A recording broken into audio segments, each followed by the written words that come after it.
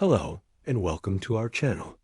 Today, we invite you to slow down, take a deep breath, and let your heart open. Because what you're about to hear is not just a story, it's a journey through love, loss, and the quiet beauty of starting again.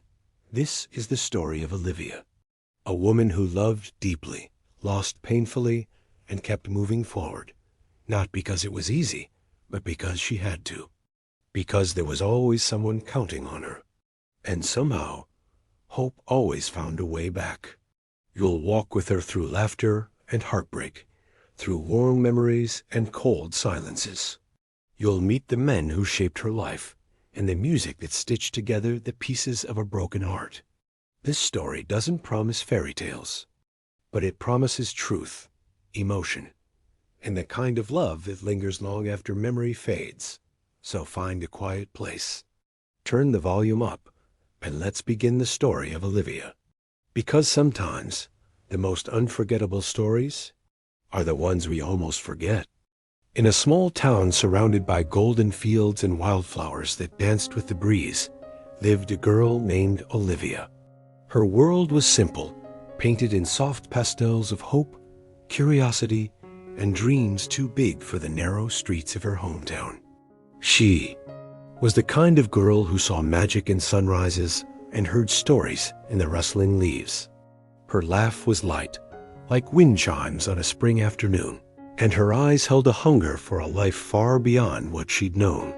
Raised by a single mother who worked 2 jobs, Olivia grew up understanding the meaning of sacrifice, but she never let it make her bitter. On the contrary, it made her tender. It taught her to value the little things, shared meals, open windows, and the beauty of believing in something better.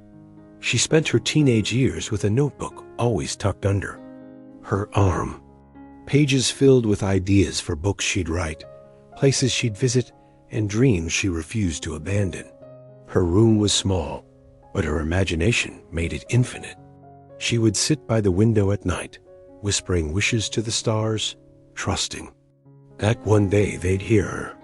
Her friends admired her optimism, even when they didn't understand it. Olivia was different, not in a loud or rebellious way, but in the quiet, persistent way hope refuses to die. And it was in that same window-lit room, one ordinary summer evening, that she met James. James was the new boy in town. His family had moved from the city for a quieter life after his father's heart attack. He was tall, charming, with eyes like late summer skies, soft and deep. He walked like someone who had seen too much for his age, and yet he smiled like he still believed in joy. Olivia met him at the corner bookstore, where she spent most of her weekends. He asked for a recommendation. She gave him her favorite novel. The next day, he returned to say he loved it. That moment sparked something neither of them could name, but both felt intensely. It was the beginning of something beautifully unexpected. They started spending afternoons together, first at the bookstore, then at the park, then in secret corners of the town that only young lovers discover. There was something magical about the way they fit like lyrics, finally finding their melody. Olivia had never kissed anyone before. James, and when it happened, it wasn't perfect, but it was honest. And in its honesty, it became unforgettable. He called her sunlight. She called him storm, because he had a way of arriving suddenly and changing everything. They weren't perfect. They were real. And real was exactly what Olivia had always longed for. Their love grew fast, like ivy climbing up old brick walls, unplanned, untamed, and beautifully stubborn. The town watched them with amused affection. Everyone could see the way James looked at Olivia, as if she were the only truth in a world full of noise. They laughed in grocery store aisles, danced in the rain after thunderstorms. They made promises. At 2 a.m., lying side by side, hearts racing and hands intertwined, Olivia wrote poems about him. James drew her name on napkins and notebooks. It was young love in all its glowing chaos, full of hope, impulsiveness, and the illusion that forever was something you could grab with both hands. Of course, life wasn't a movie, but for a while, it felt like one. They learned together how to argue, how to apologize, how to forgive. James taught Olivia how to drive. She taught him how to slow down. Their differences became their balance. While Olivia dreamed in paragraphs, James planned in steps. He talked about college, about stability, about building a future. Olivia, ever the dreamer, wanted all of it, but she also wanted passion, travel, moments that made her feel alive. They didn't always agree, but somehow their disagreements never drove them apart. They learned how to bend without breaking. The day James asked Olivia to be his girlfriend, he brought her a single sunflower and said, "You make everything brighter." She didn't answer right away. She just kissed him because words weren't enough. That summer was the happiest of Olivia's life. They explored abandoned barns, took pictures on disposable cameras, and wrote their initials under the bridge. By the river, O+J=always, she carved into the wood. He promised her that no matter where life took them, they'd always find their way back to each other. She believed him. Because when you're 17 and in love, doubt doesn't exist. Senior year came like a sudden gust of wind. James applied for scholarships. Olivia considered writing school. They talked about going to the same university, renting a small apartment, maybe even getting a dog. But change always comes, and it rarely asks for permission. James got accepted into a school 2 states away. Olivia didn't. They cried under the stars that night, not because they were angry, but because goodbye was starting to feel real. And nothing in their beautiful, blooming love had prepared them for distance. Still, James promised to call every night. Olivia promised to wait. The night before he left, they laid on the hood of his car, listening to music and watching the sky turn from navy to black. Olivia placed her hand on his chest and whispered, "Don't forget the sound of my voice." He held her tighter. Neither of them wanted to say goodbye, so they didn't. They just kissed, slow and long, until the silence between them said what words couldn't. In her notebook that night, Olivia wrote, "Some goodbyes don't come. With closure they come with love that's too big to fit in a suitcase." The months that followed were hard. Phone calls weren't the same as holding his hand. Letters helped, but time moved differently without him. Olivia buried herself in stories, in writing, in anything that made her feel close to him. James tried, too, but college was demanding. New routines, new people, new stress. Slowly, their calls became shorter, messages delayed. Olivia knew the signs, but she refused to believe them. She had built so much of her future around this love. Letting go felt like erasing herself. And yet, deep down, she felt it slipping the day James told her he was seeing someone else. Olivia didn't cry right away. She just stared at the message on her phone, as if reading it slower would change its meaning. Her heart didn't shatter it. Folded in on itself, quietly and completely. She walked outside, barefoot, letting the cold pavement ground her. That night, she sat by her window like she had done as a child, but this time she didn't whisper to the stars. She didn't believe they were listening. Love, she thought, isn't always enough to keep two people close. And sometimes it leaves you with more questions than answers. Days turned into weeks. Olivia didn't delete his photos. She didn't tear up the letters. Instead, she placed them in a shoebox under her bed because forgetting wasn't her way of healing. She needed to remember, to feel, to grieve. She poured everything into her writing. Her heartbreak became poetry. Her silence became stories. And slowly, the ache in her chest began to soften. She still missed him, but she started missing herself more, the girl who believed in big dreams and happy endings. So she wrote about that girl trying to bring her back to life. Graduation came with applause and camera flashes, but Olivia felt strangely distant from the moment. She smiled in the photos, hugged her classmates, and threw her cap in the air like everyone else. But her mind was elsewhere, in memories, in maybes, in all the what-ifs that never got answered. Her mom hugged her tight afterward and whispered, "New beginnings need closed doors." Olivia nodded, unsure if she believed it yet. But something in her wanted to, because deep down, she still hoped that love, real love, could return.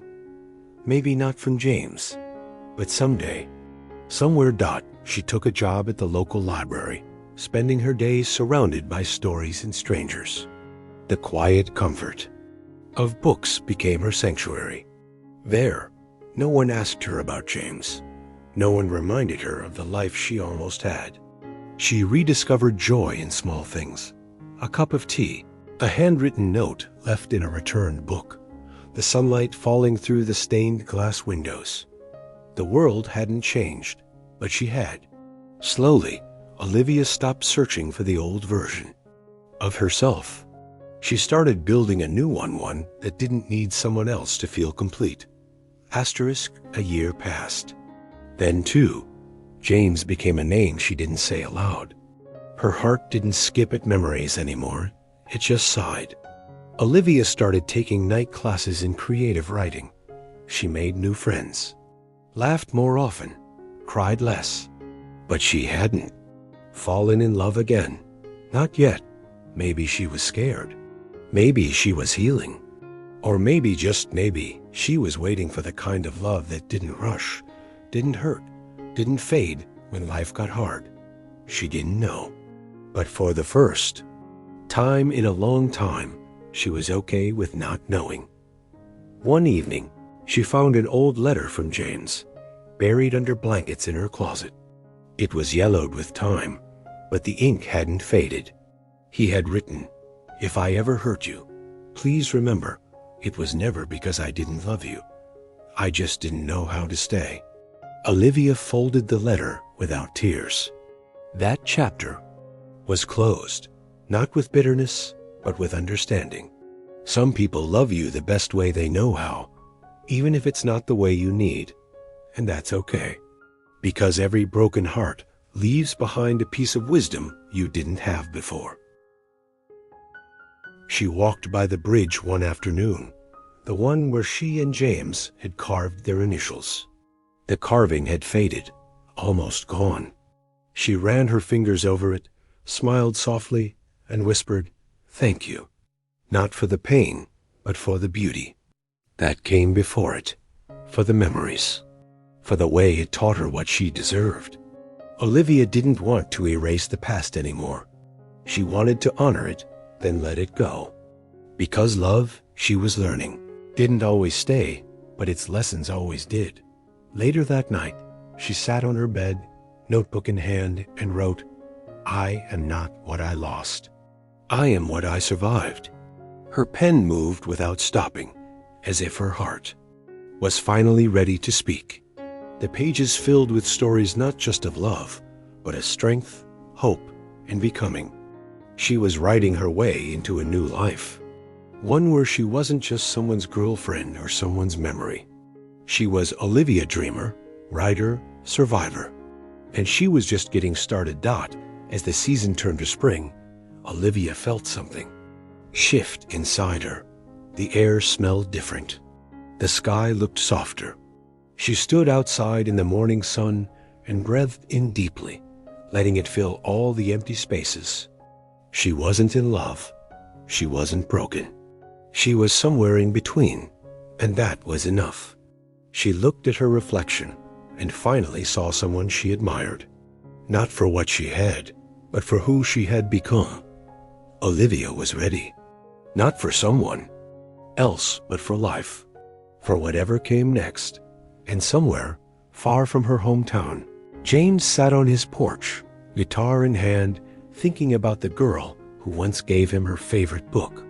He smiled and strummed the strings softly, as if sending a song across the wind. Neither of them knew it, but love hadn't finished its story with them. It had only closed a chapter. Because real love? It always finds a way to return, just not always in the way we expect. And Olivia, with all her hope, her hurt, and her healing, was about to discover that life, like stories, always has another page. It wasn't love at first sight with James the second time. It was love rediscovered. Unexpected, quiet. Olivia ran into him at a friend's wedding 2 years after their last message. He looked older, more grounded. She looked stronger, more luminous. Their eyes met across the crowd, not with the shock of reunion, but with the soft pull of unfinished stories. They talked under string lights, surrounded by music and laughter.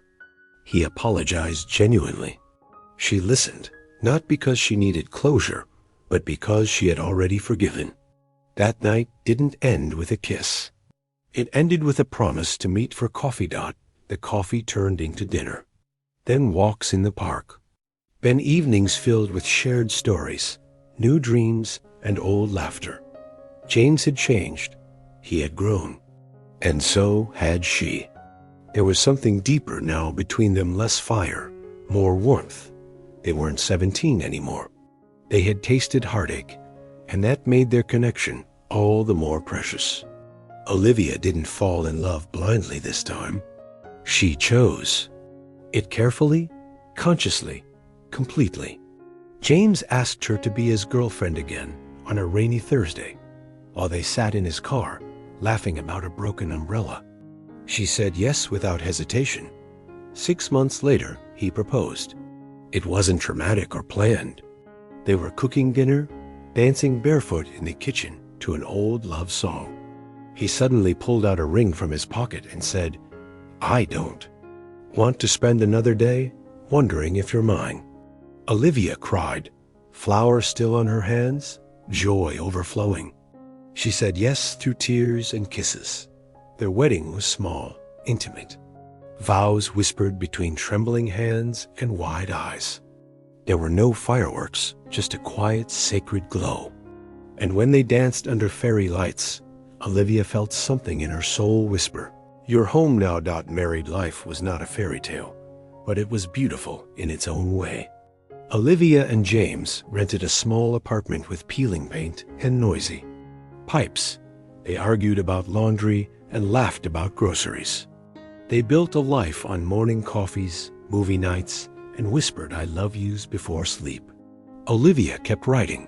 James started working with local schools. Money was tight, but they had enough. Enough to dream. Enough to grow. Enough to love.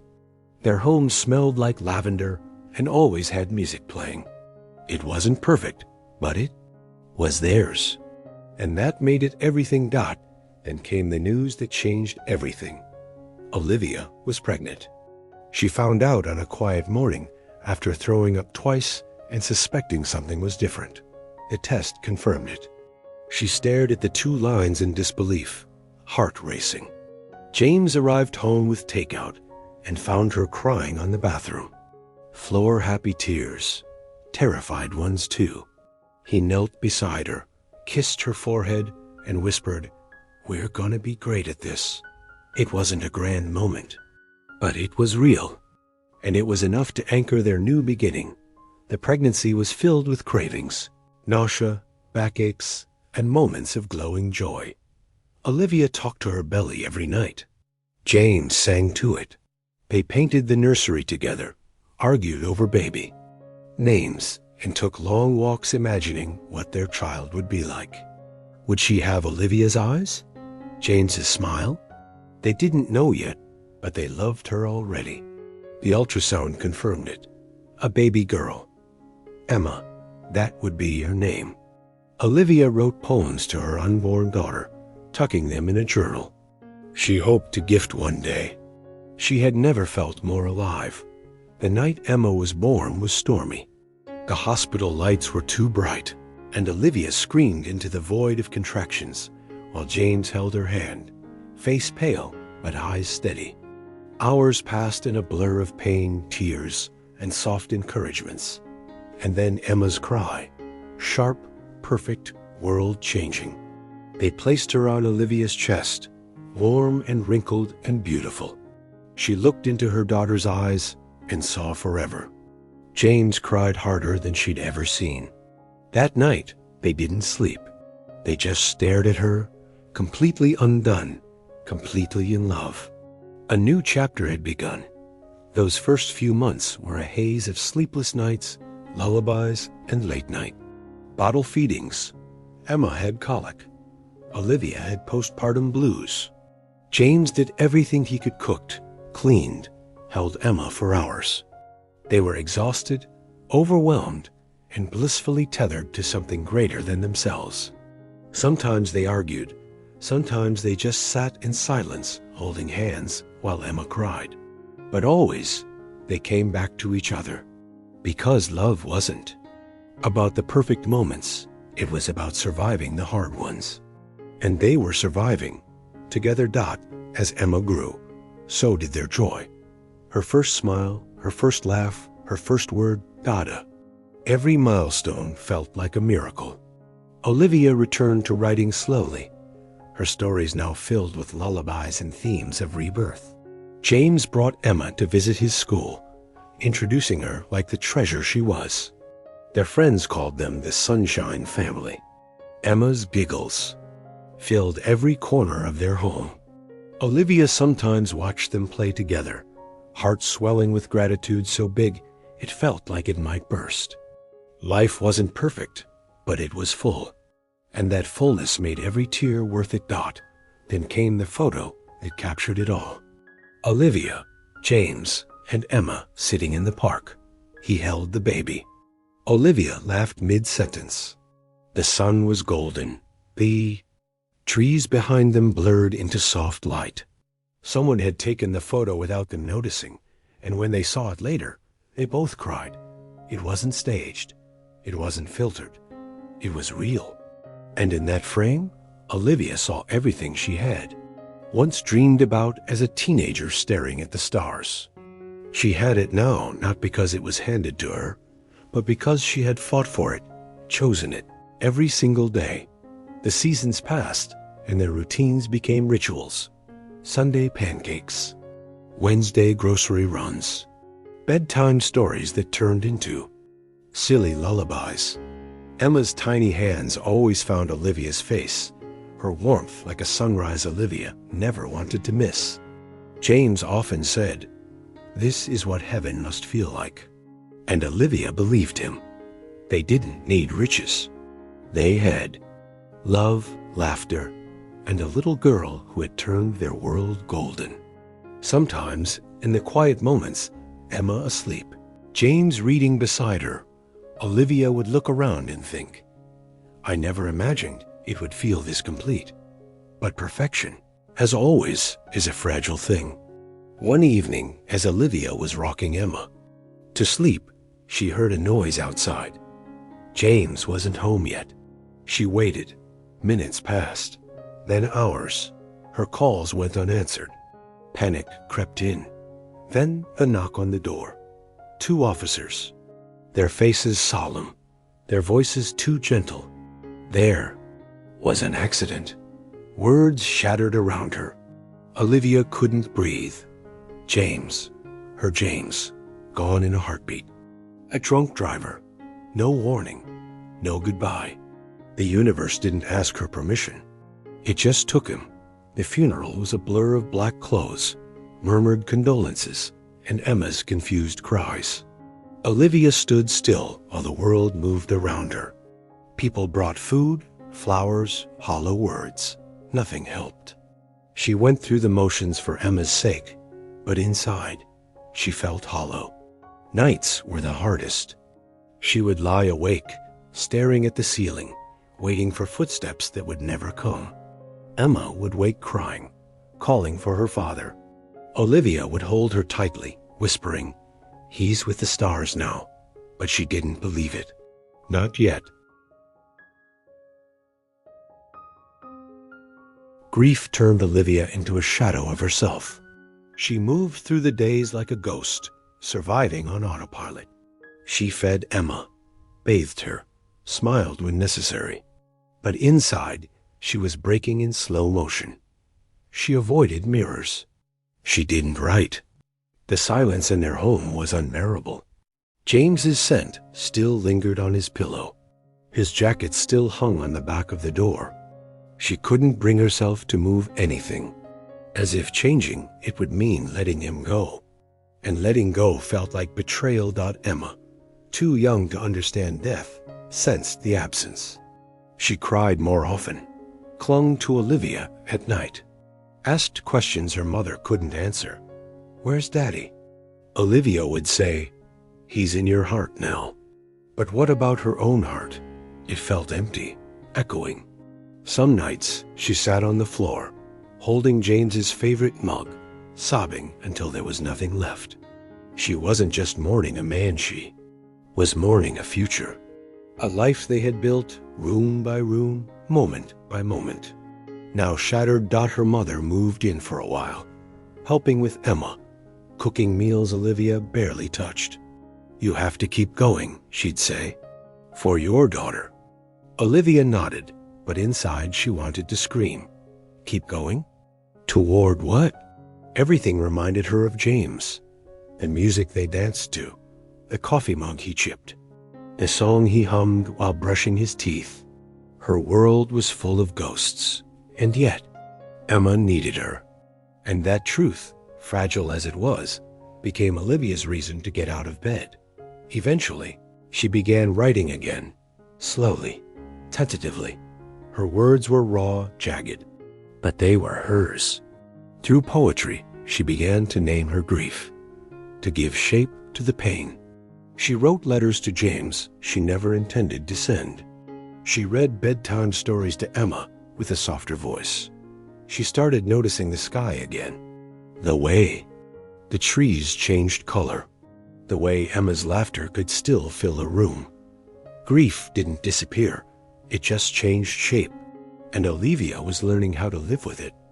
One afternoon, while folding laundry, Emma brought Olivia a crayon drawing. It showed 3 stick figures holding hands. "This is us," she said. Olivia pointed to the smallest one. "That's you?" Emma nodded, then pointed to the tallest. "That's Daddy. He's still with us." Olivia smiled through tears. Children have a way of understanding truths adults forget. That night, Olivia lit a candle beside James's photo. Not in mourning, but in memory. Not in despair, but in gratitude. Love, after all, doesn't end. It simply changes form. The pain never fully left, but Olivia grew around it. Her heart learned to beat differently. She laughed again genuinely. She danced with Emma in the living room, just like she used to with James. She began speaking about him in the present tense, not because she was in denial, but because his love still shaped her life.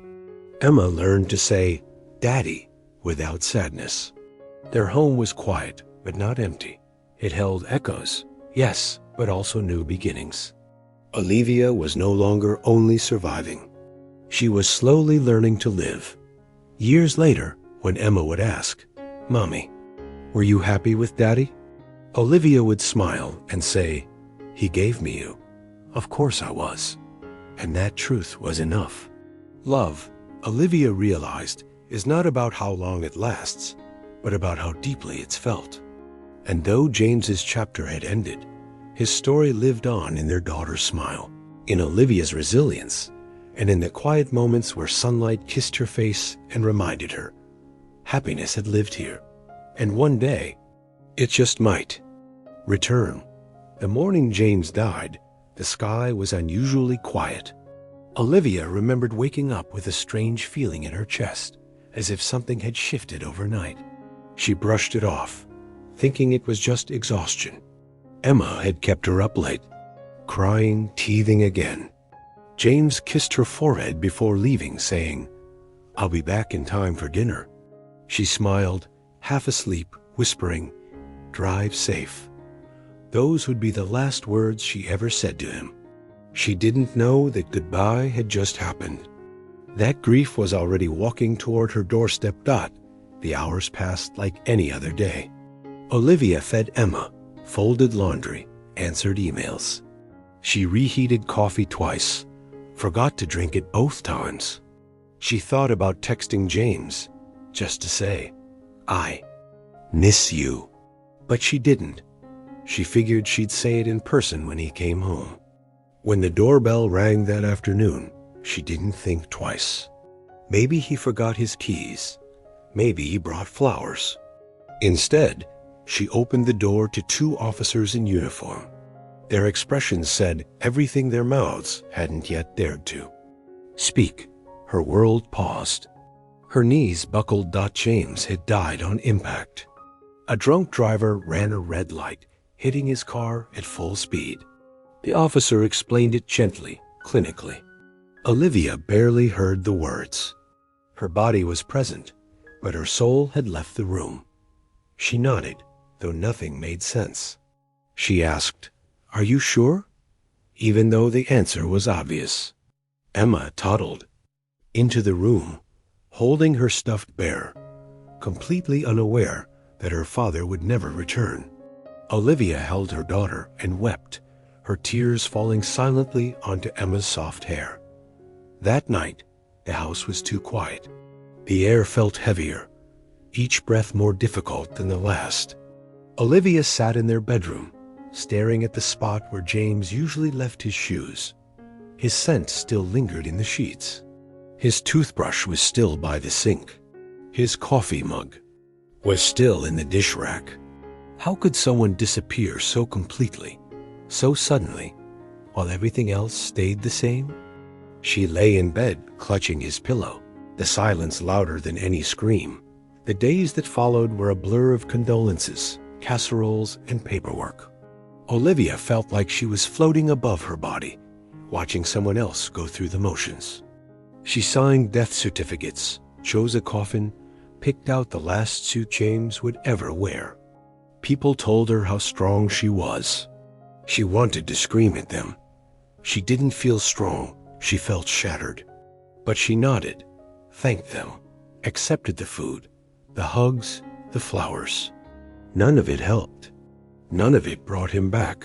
The funeral was held on a cloudy morning. Olivia dressed Emma in a white dress James had once picked out, saying she looked like an angel in it. Olivia wore black, her face pale and distant. As they lowered the coffin into the ground, she held Emma tightly and whispered, "He's not here. He's in us now." But her voice cracked, because part of her still hoped this was all a mistake. That James would come running down the hill, laughing, saying, "I'm here, Lev. I'm okay." But he didn't, and he never would. After the funeral, the world kept turning. The sun rose, the bills arrived, people moved on. But Olivia couldn't. She lived in a house full of ghosts. Every drawer she opened held a memory. Every corner echoed his voice. She started talking to him. At first in her head, then out loud. "Did you see Emma today? She said your name. I made your favorite pasta. It didn't taste right." Her voice filled the silence. But silence never answered back. Nights were the hardest. Olivia would wake up reaching for James, only to find an empty side of the bed. Emma would cry in her crib, and Olivia would stumble to her, still half in a dream where James was alive. She'd rock Emma until they both drifted back to sleep, only to repeat the cycle again. She stopped writing. Words felt empty. Nothing made sense without him. She would sit by the window for hours, staring into the night, waiting for something she couldn't name. Her body began to ache, her chest, her joints, even her scalp. Grief had taken physical form. She would lie on the floor, curled around herself, too heavy to move. Friends invited her out. She said no. Her mother suggested therapy. She said maybe, but she wasn't ready. She wasn't ready to talk about James in the past tense. She wasn't ready to say goodbye to the life they had planned. Vacations they'd never take, birthdays he'd never see, words she'd never get to say. Emma grew, unaware of the weight her mother carried. Her first words came slowly. Her first steps were wobbly. Olivia tried to smile through it all. "You're doing great," she'd say. But sometimes she'd look at Emma and see James in her eyes, her laugh, her tiny hands, and it hurt, because Emma was both her greatest blessing and her sharpest reminder. She was the living proof that James had existed, and the living proof that he was gone. Some days Olivia would find herself standing in the doorway of James's closet, breathing in his shirts like a widow searching for a ghost. She kept his wedding ring on a chain around her neck, hidden under her clothes, close to her heart. Emma would ask, "Where's Daddy?" Olivia never knew how to answer. "He's in the sky," she'd say. "He's watching you." But sometimes, when the nights were too quiet, she would whisper to herself, "He should be here." And then she'd cry until the pillow was soaked and morning forced her up again. She stopped celebrating holidays. Emma was too young to notice at first, but as time went on, it became harder to avoid the reminders.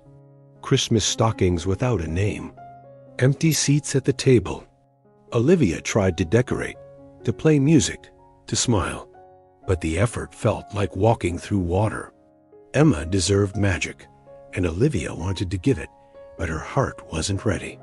So she faked it. She wrapped gifts and told stories and lit candles, all while missing the one person who made every celebration worth having. Grief changed her in quiet ways. She no longer laughed as loudly. Her eyes had a distant glaze. Her voice had a softness it wasn't there before. She noticed things she hadn't before, like the sound of the wind through the trees, or how Emma's giggle could break the silence like sunlight through clouds. She wasn't the same Olivia. Part of her had died with James, but another part, stronger, wiser, more fiercely protective, had been born. She didn't feel it yet, but she was becoming someone new, someone forged in fire. Months passed. She began writing again. Not stories, at first just letters to James. Journals full of words she'd never send. You should have seen her today. She danced to your song. I painted the hallway like we planned. It's not the same without your opinion. Her notebook became a place of healing. Slowly, her pen grew steadier, her thoughts clearer. Writing gave her back a piece of herself. And with every page, she let a little more of the pain breathe, so it wouldn't rot inside her. One rainy evening, Olivia took Emma to the park. It was empty, just gray clouds and wet grass. But Emma ran toward the swings, laughing like it was a summer day. Olivia watched her, umbrella in hand, heart aching. She walked to the swing, sat, and pushed her daughter gently. "Higher, Mommy," Emma squealed. Olivia smiled for real. It was small but genuine, a crack of light. That night, she wrote in her journal, "Maybe grief doesn't go away. Maybe we just learned how to carry it." And she was starting to carry it better. Emma turned 3. Olivia threw her a party, small, sweet, filled with cake and paper crowns. She invited neighbors and family. She took photos. She laughed. It wasn't easy, but she did it. At the end of the day, when Emma was asleep, Olivia sat with a slice of cake and whispered, "You'd be proud of her." She imagined James beside her, smiling. And for the first time in a long time, that vision didn't hurt. It comforted her. Maybe he was still with them, in memories, in moments, in everything. Emma was becoming. Olivia began to see a therapist. It was awkward at first. She didn't like talking about her pain with strangers. But week by week, she opened up. She learned that grief had no timeline, that she wasn't broken, just wounded. And healing, like grieving, was not linear. She learned to forgive herself for not being okay. She learned to ask for help, and slowly the weight became more manageable. Not gone, but shared. And that made all the difference. She went back to teaching creative writing part-time. Her first class was filled with young dreamers, their eyes bright, their questions endless. Olivia stood before them, nervous. But once she began, the words flowed. She spoke about storytelling, about heart, about pain. She didn't talk about James, but his presence was there in her voice, her truth, her honesty. After class, a student told her, "Your words feel real." Olivia smiled. "Because they are," she replied. And for the first time, she believed it. The house changed too. She moved furniture, painted walls, donated clothes she had once clung to. She made space, not to forget James, but to allow room for the future. Emma helped her decorate, choosing silly curtains and glow in the dark stars. Their home became lighter, warmer. The ghost of James was still there, but now he sat beside the joy instead of shadowing it. Olivia began to laugh more, to sing in the kitchen, to dream again. And with every step, she honored the past without being imprisoned by it. One night, as Olivia tucked Emma into bed, her daughter said, "Mommy, are you happy?" Olivia paused. It was a simple question, but it held galaxies. She smiled, brushed Emma's hair back, and said, "I'm getting there." And it was true. Happiness wasn't a destination. It was a series of tiny moments she was starting to notice again. A sunrise, a good story, a giggle from her daughter. And though part of her would always long for James, another part was ready to believe that life could bloom again. Even after the hardest winter's dot, she started walking in the mornings. Just her and the sky. Sometimes she talked to James. Other times she walked in silence, listening to the wind. These walks became sacred, a way to reconnect with herself. She noticed how the seasons changed, how even after brutal cold, flowers returned. Life insisted on growing again. And maybe she could too. She wasn't healed, but she was healing. And that made all the difference. Emma began asking more about her father. Olivia answered every question with honesty and care. She showed her pictures, told her stories, how James made the best pancakes, how he sang off key, how he loved them both more than anything. Emma began to understand that her daddy was gone, but never truly absent.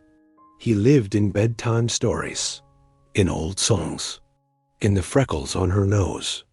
Olivia wept after those talks, but also smiled, because remembering him no longer hurt the same way. It became a gift. One rainy evening, Olivia found herself playing James's favorite record. She lit a candle, poured a glass of wine, and danced. Alone in the living room, arms wrapped around invisible memories. The pain was there, but softer now. Not a wound, but a scar. She closed her eyes and whispered, "Thank you for loving me." And in that quiet, she felt held, by love, by memory, by the strength she had fought so hard to rediscover. She began writing a book, a novel inspired by her life. Not a tragedy, but a journey. A woman learning to live again. A mother navigating loss. A heart finding new rhythms. The words poured out, raw and real. Her characters were flawed, but beautiful. Just like her, the writing gave her direction, purpose. It reminded her of who she was before the pain and who she had become because of it. And when she finished the first chapter, she cried. Not from sadness, but from pride. Emma started preschool. Olivia watched her walk in with her tiny backpack, brave and bright. She stood outside the classroom for a moment, letting herself feel everything. The joy, the ache, the gratitude. James would have been proud. She imagined him there, cheering Emma on. Olivia placed a hand over her chest and whispered, "We're doing okay?" And for once, she truly believed it. Life was moving, and she was ready to move with it. The day Emma brought home a drawing of their family, Olivia smiled. It showed a house, a tree, Olivia, Emma, and James floating in the sky with angel wings. "He watches us," Emma said proudly. Olivia hugged her tightly. "Yes, baby, he always does." That night, Olivia looked out the window at the stars and smiled. The same sky she had once stared at in hopelessness now looked like a map guiding her forward, one constellation at a time. Olivia made peace with the silence. It no longer haunted her. It became a companion, a space where she could reflect, breathe, remember. She didn't fear it anymore. She welcomed it. Because silence, she realized, held echoes of love too strong to fade. And when she listened closely, she could still hear James whispering through it, telling her to keep going, that she was doing beautifully, that she had always been stronger. Then she knew. She began hosting writing workshops for widows, a safe space for healing through words. The first meeting was small, just 3 women and tea, but it grew. And with it, so did Olivia's heart. She heard stories of heartbreak, survival, courage, and in helping others, she continued healing herself. James had once told her, "Your words will help people someday." He had been right. And now, through pain transformed into purpose, she honored his belief in her. Asterisk years would pass. The ache would soften. Emma would grow. New memories would form. Olivia would love again, but differently. Not to replace, but to expand. Her heart had become a house with many rooms, some filled with tears, others with laughter, all of them sacred. And though James's chapter had ended, his story remained, etched in the walls of her heart, carried in Emma's eyes, and whispered through every word she wrote. Olivia stood by James's grave on a sunny morning, a bouquet of sunflowers in her hand. Emma stood beside her, now older, wiser, still radiant. Olivia placed the flowers down gently and said, "Thank you for everything." She didn't cry. She smiled. Because this was not the end. It never had been. It was just part of the story. A beautiful, painful, unforgettable part. And as they walked away hand in hand, the wind carried with it. Single whisper, "Love never dies, it just changes form." Spring returned like a gentle visitor, knocking softly on Olivia's windows after years of cold. It had been 3 years since James's passing. Time hadn't erased the pain, but it had made it quieter, more like a shadow than a storm. Olivia had rebuilt her days with care, teaching part-time, writing in the evenings, and caring for Emma with a heart that still carried echoes of love and loss. She had not dated since James. The idea seemed foreign, impossible even. But the world had a way of surprising those who dared to keep living. She met Peter at a community event hosted by the school, where she taught writing. He was tall, with kind eyes and a voice that made people feel seen. A widower himself, Peter had lost his wife to a long illness 2 years earlier. He had no children. He spoke softly, moved slowly, and listened deeply, qualities Olivia hadn't realized she was longing for. Their first conversation was about books, their second about grief. There was no flirtation, no fireworks, just a quiet recognition. 2 souls who understood the language of loss. They met again a week later, by coincidence, or fate, at the same bookstore cafe where Olivia often wrote. He smiled, invited her to sit. She did. They spoke for hours, not about love, but about life, the pain of waking up alone, the relief of making it through another hard day, the comfort of remembering without drowning. When she left, Olivia felt something she hadn't in years. Calm curiosity. She didn't think of the future. She didn't compare him to James. She just let the moment be what it was. Gentle. Peter was patient. He didn't rush. He sent thoughtful texts, shared songs, recommended books, invited her for walks. Their conversations deepened. Emma, curious, began asking about him. Olivia introduced them at the park. Peter brought a kite. Emma laughed as it danced in the wind, her cheeks flushed with joy. Peter watched her with warmth, not trying to replace anyone, but simply being present. Olivia watched them from a bench, heart fluttering in a way it didn't feel like betrayal. It felt like a beginning. Their first official date was a picnic. Under the cherry blossoms, Olivia wore a floral dress. Peter brought her favorite pastries. They talked about travel, about second chances, about how love could bloom again, even after winter had claimed everything. Olivia confessed, "I never thought I'd feel anything again." Peter replied, "Me neither, but here we are." They didn't kiss that day. They didn't need to. The way he looked at her, with reverence, not expectation, was enough. Olivia went home feeling hopeful and terrified. She was falling, and this time she was wide awake. Their love grew slowly, intentionally. Olivia took her time, balancing her heart with caution. Peter never pressured her. He understood the rhythm of healing.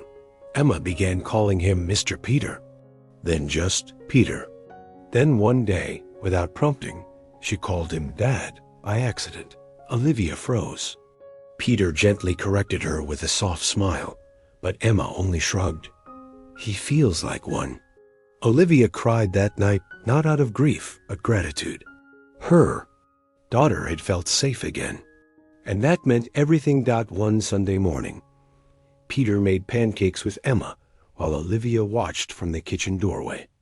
They danced around, spilled flour, laughed like old friends. Olivia felt a warmth fill the house.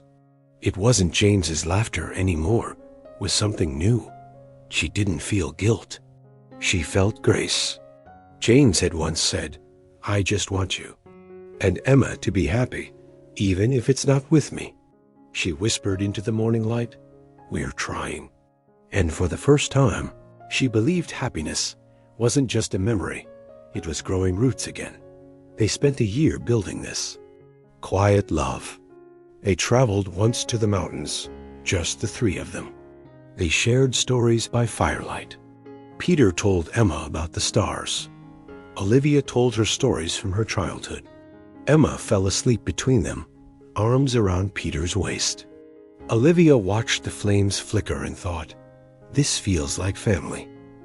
Peter reached for her hand and said nothing. He didn't need to. His silence was full of promise.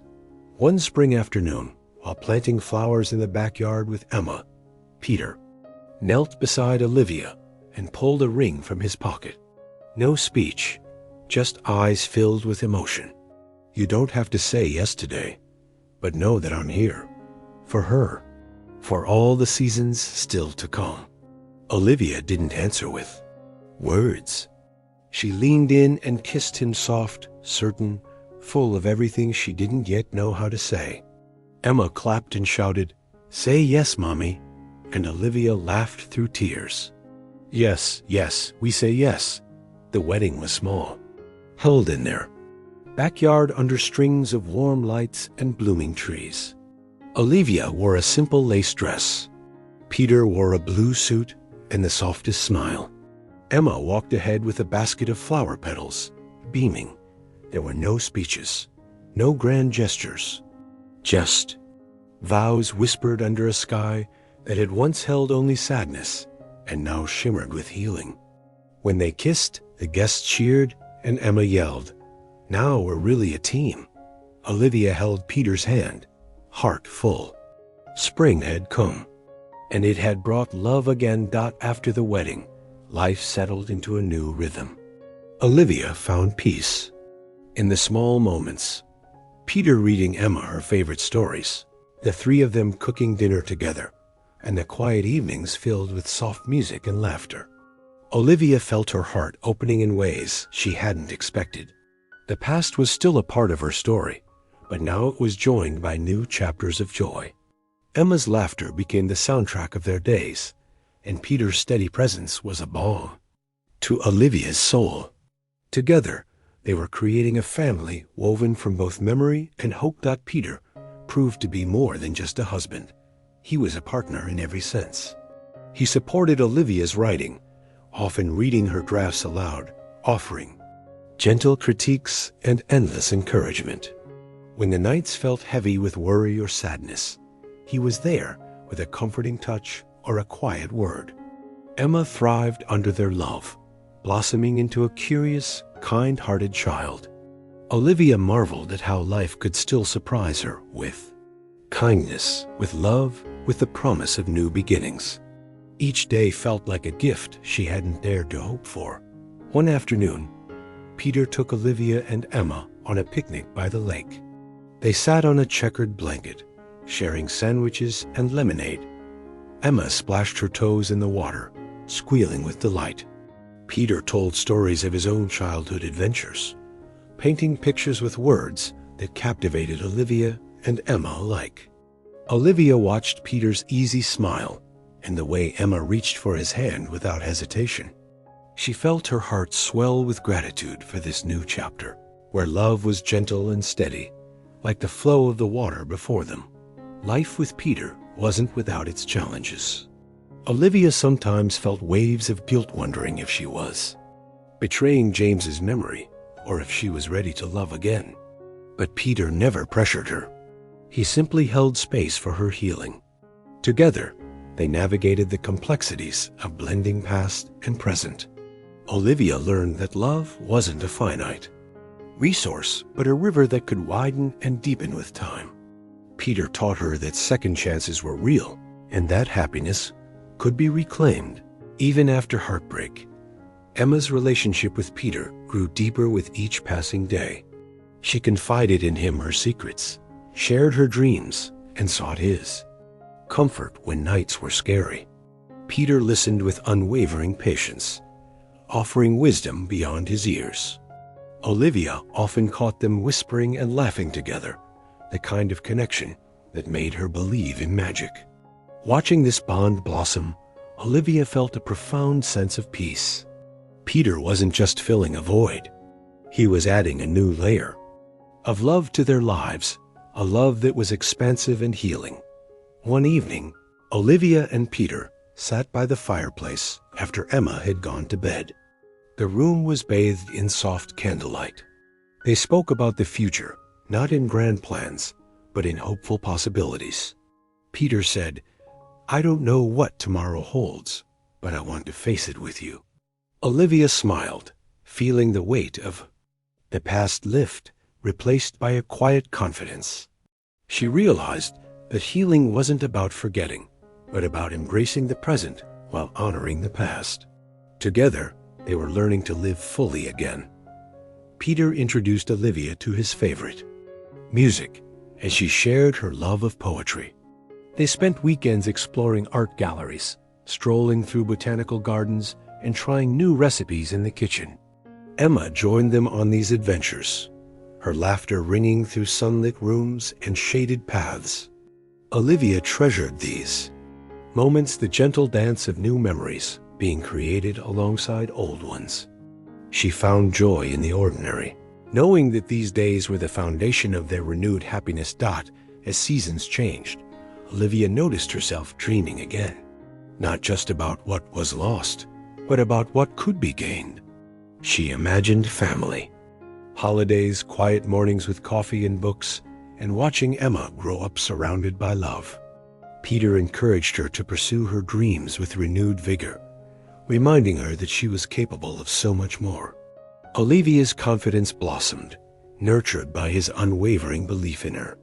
She began to see the future not as a shadow of the past, but as a canvas awaiting new colors. Emma's school performances became occasions of celebration.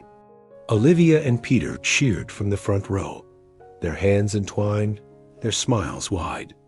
Watching Emma shine, Olivia felt a profound gratitude for the family they had built. Peter's support extended beyond the home. He attended parent meetings, helped with homework, and was a steady presence in every aspect of Emma's life. Olivia saw the transformation in herself, a woman who had been broken, now whole. It was a testament to the power of love, resilience, and second chances. One spring morning, Peter surprised Olivia with tickets to a concert featuring her favorite band. They danced under the stars, hands clasped tightly, laughter spilling into the night. Emma was with her grandmother, safe and happy. Olivia felt a freedom she hadn't known in years, a freedom to enjoy, to hope, to love. Peter whispered, "You deserve all the happiness in the world." She smiled, tears glistening. In that moment, Olivia understood that life, with all its ups and downs, was still beautiful, and she was ready to embrace it fully. Peter and Olivia continued to nurture their love through quiet gestures, notes left on pillows, surprise breakfast in bed, spontaneous drives to the countryside. They shared dreams about traveling, about writing a book together, about creating a life rich with meaning. Emma watched the relationship with bright eyes, learning about kindness, patience, and devotion. Olivia felt a deep sense of fulfillment, knowing that the love she had once thought lost forever had returned in a new form, gentle, enduring, and true. Challenges arose, as they always do. Olivia grappled with moments of doubt, haunted by memories of James and the life they had dreamed of. But Peter stood steadfast, reminding her of the strength she carried. He held her through tears and fears, never asking for more than she could give. Together, they learned that healing was messy, non-linear, and deeply personal. Each challenge became an opportunity to grow, to deepen their bond, and to reaffirm their commitment to one another. Emma blossomed into a compassionate, curious child, her heart shaped by the love surrounding her. Olivia and Peter encouraged her creativity, attended her school plays, and celebrated every milestone with joy and pride. Olivia often marveled at how far they had come from a place of loss and uncertainty to a family rooted in love and hope. She felt a quiet strength within herself, a resilience that had carried her through the darkest nights and into the light of new beginnings. Peter's kindness extended beyond their home. He volunteered at local charities, bringing Emma along to teach her about giving and gratitude. Olivia admired his generosity and the way he led by example. She felt lucky to share her life with someone who not only loved her and Emma, but also cared deeply about the world around them. Together, they built a life that was rich, not just in love, but in purpose, a testament to the power of second chances and the beauty of rebirth. On quiet evenings, Olivia and Peter would sit on the porch, sipping tea and watching the stars. They talked about everything and nothing: hopes, fears, memories, dreams. Olivia felt a deep sense of peace, knowing that she had found a partner who accepted her fully, scars and all. Peter's love was not about replacing the past, but about walking beside her into the future. It was a love that honored history while embracing possibility, a love that promised new chapters yet to be written. Spring turned to summer, and their garden flourished with blooms and laughter. Olivia planted flowers with Emma, teaching her about growth and patience. Peter built a treehouse, creating a sanctuary for imagination and joy. Their home was filled with music, stories, and the simple pleasures of everyday life. Olivia felt a gratitude that ran deep, thankful for the love that had returned, for the family they were building, and for the promise of many seasons yet to come. Olivia's writing flourished alongside her healing. She completed a novel inspired by her journey, weaving themes of loss, resilience, and love. Peter cheered every word, offering unwavering support. The book became a symbol of her transformation, a testament to the power of storytelling to heal wounds and inspire hope. Olivia felt proud of the woman she had become, knowing that her story was far from over and that the future held endless possibilities.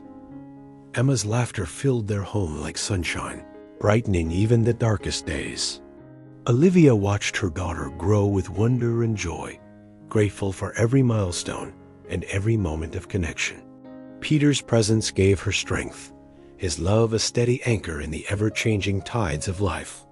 Together, they faced challenges, with grace and courage, building a family bound by love, resilience, and hope. Olivia knew that this was just the beginning of a beautiful new chapter. One crisp autumn morning, Peter surprised Olivia with a picnic in the park. They sat beneath a canopy of golden leaves, sharing stories and dreams. Emma played nearby, her laughter ringing through the air. Olivia felt a deep sense of belonging, a feeling she hadn't known in years.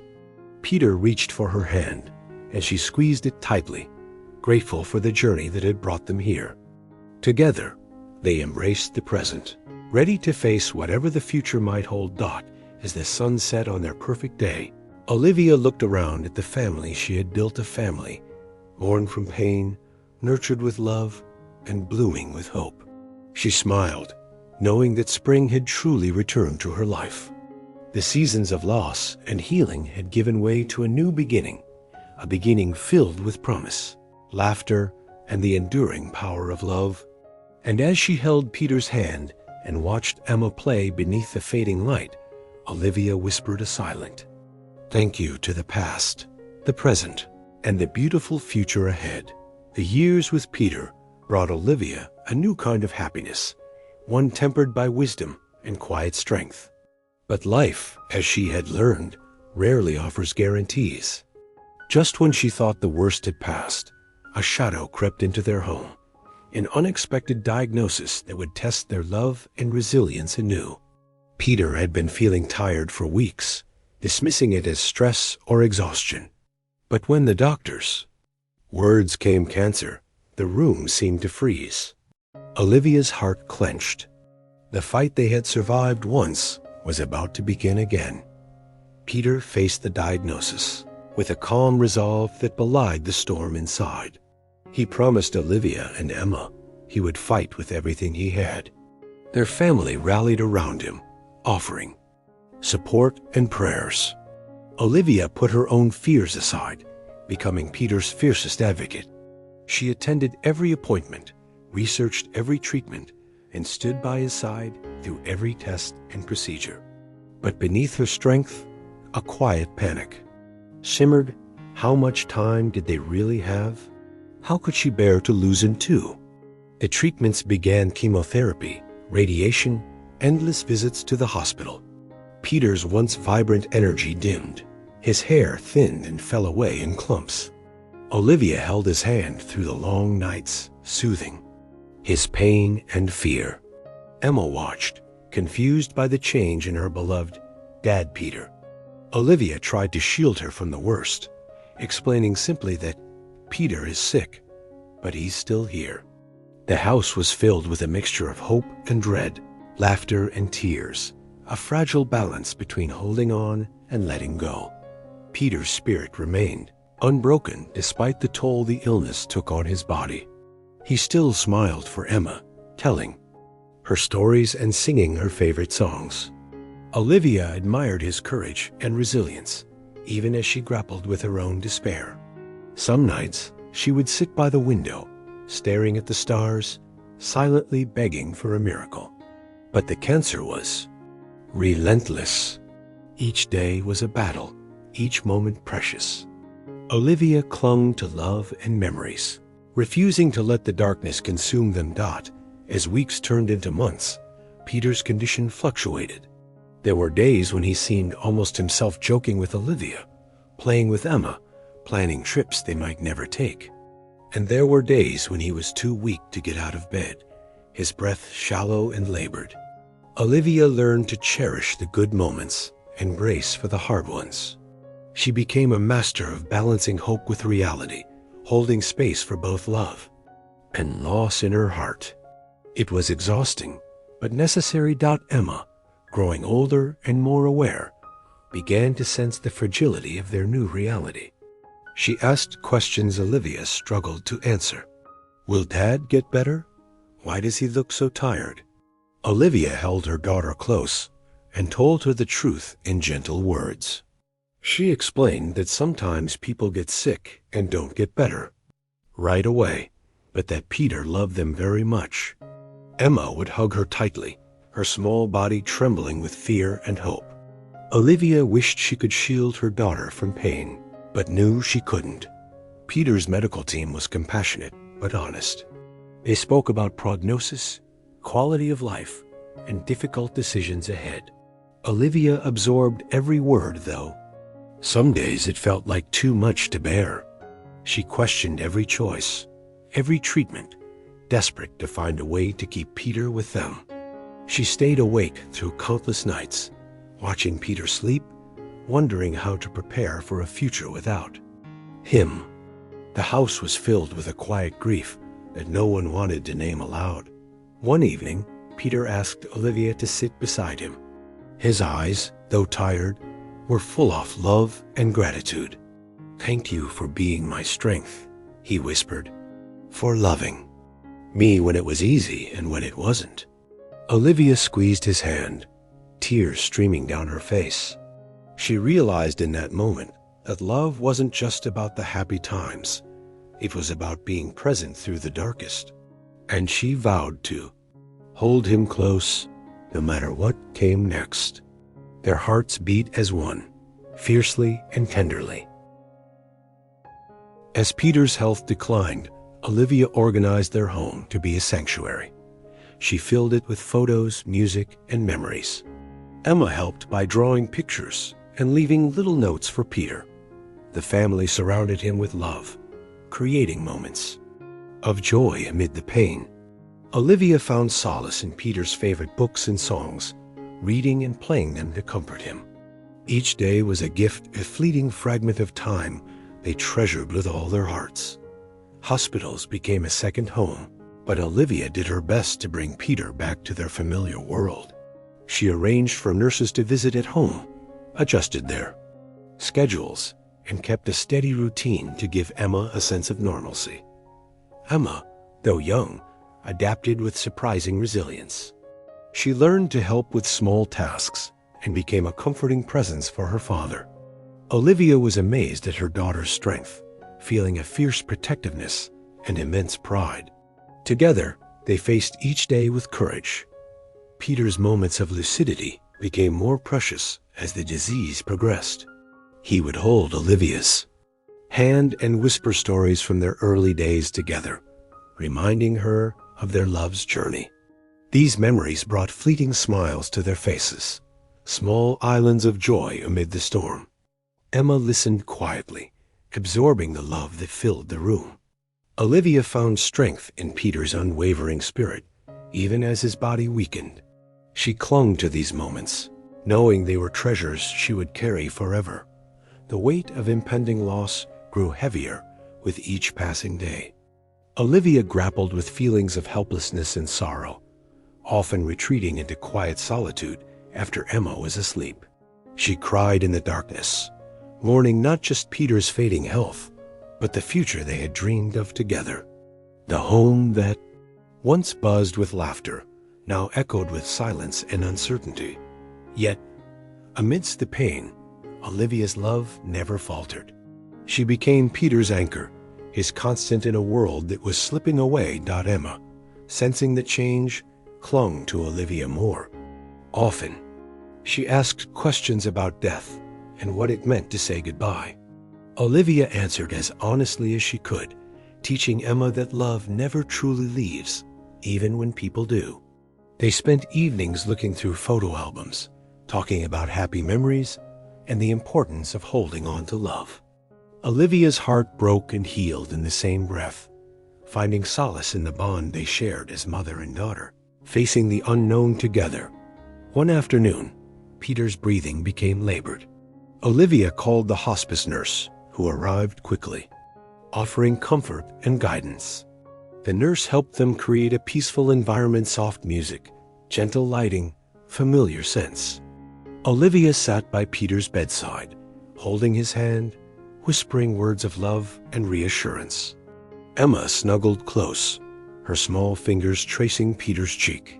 The family wrapped themselves in a cocoon of tenderness, embracing the fragility of life. With fierce devotion, Peter's final days were marked by a serene acceptance. He no longer spoke much, but communicated through touches, glances, and smiles. Olivia read to him from his favorite books, sang quietly, and shared stories of their children's laughter. She told him, "We will be okay, Peter. You've given us everything we need." The room was filled with love so strong, it felt almost tangible. Though grief hovered at the edges, hope persisted, a testament to the power of love, even in the face of loss. The day Peter passed, the sun shone softly through the window. Olivia and Emma held his hands as he took his last breath, surrounded by the love they had nurtured together. The house was silent afterward, heavy with sorrow, but also with gratitude for the time they had shared. Olivia felt a deep ache, a hollow that no words could fill. Yet she also sensed Peter's presence, an enduring spirit woven into the fabric of their lives. She whispered goodbye, promising to carry his love forever. In the weeks that followed, Olivia navigated a new landscape of grief. The routines that once centered around Peter felt empty and strange. Emma missed her dad Peter deeply, and Olivia struggled to fill the void with strength and warmth. Friends and family rallied around them, offering support, meals, and companionship.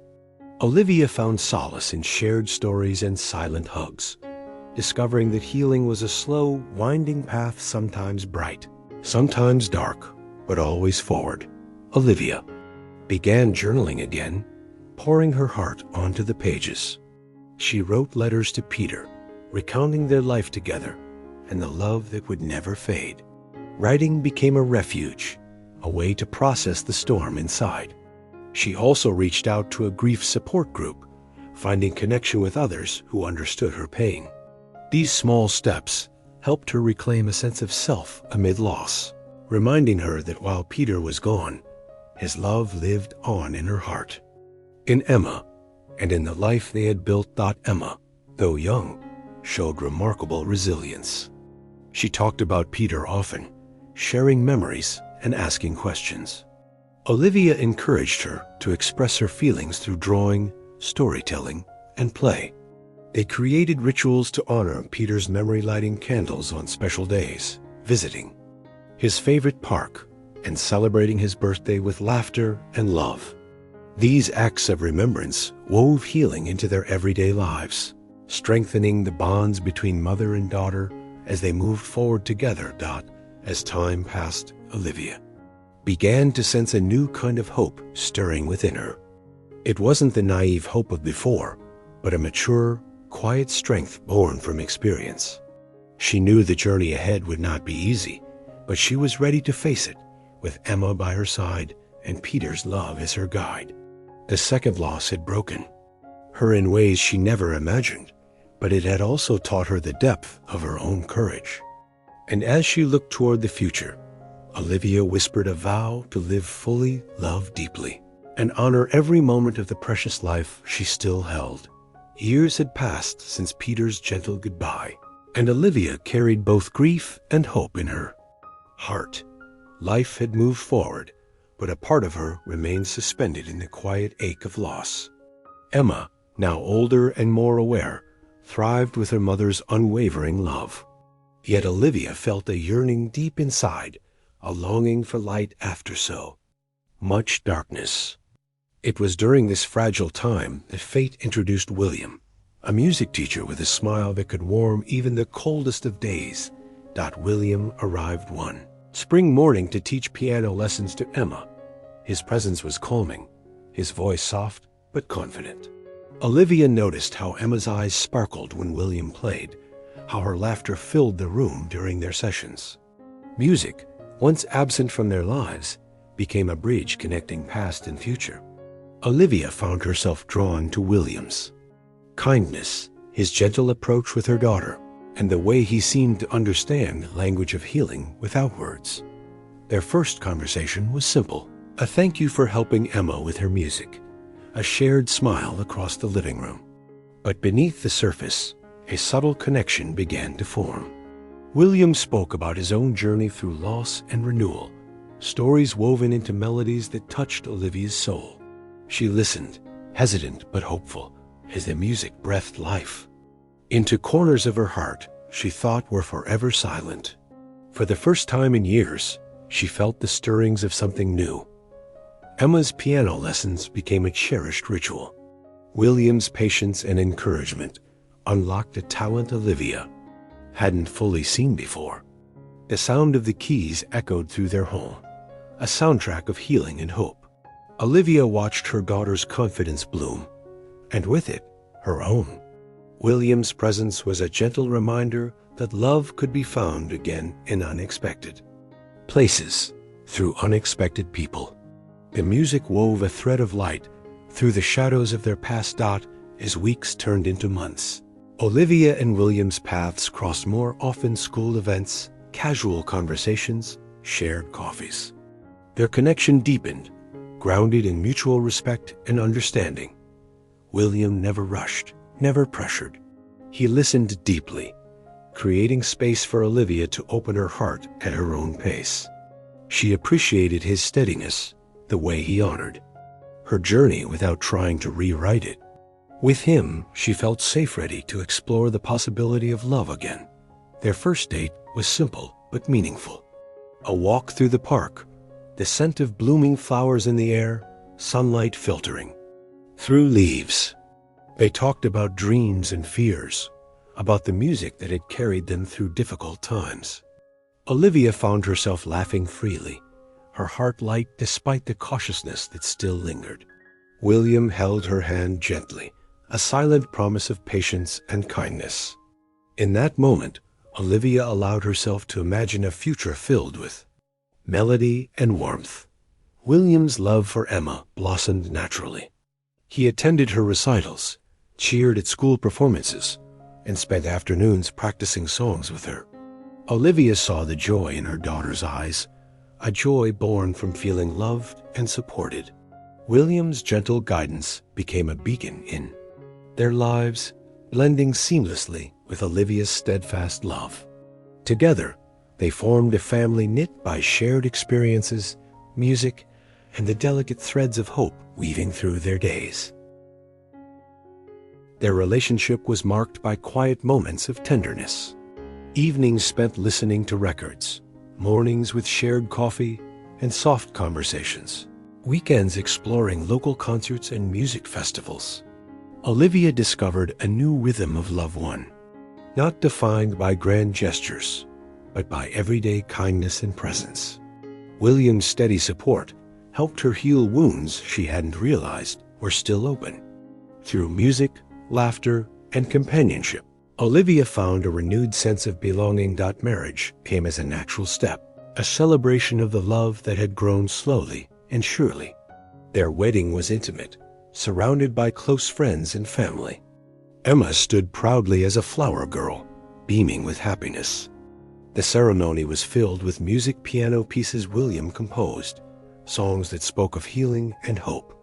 Olivia wore a dress that shimmered like morning light, her heart full of gratitude.